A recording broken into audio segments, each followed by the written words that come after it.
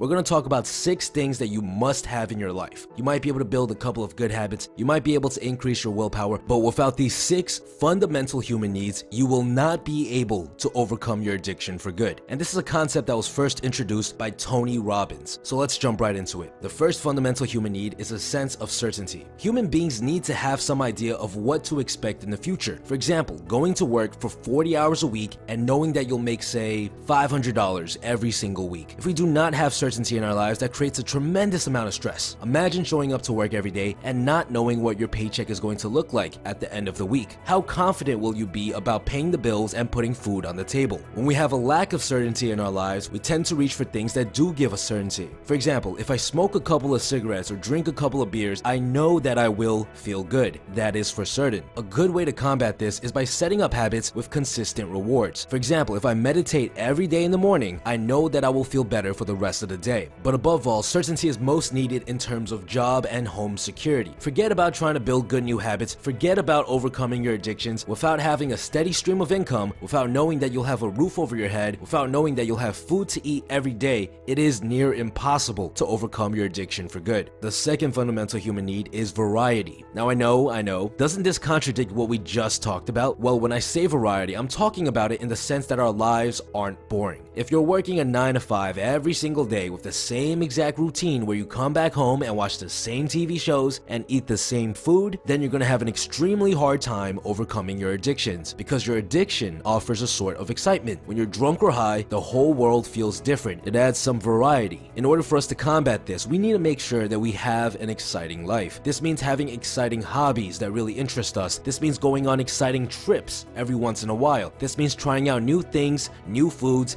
new ideas, and even meeting new people. If we can bring more excitement into our lives, we'll reach for the excitement that our addiction provides far less often.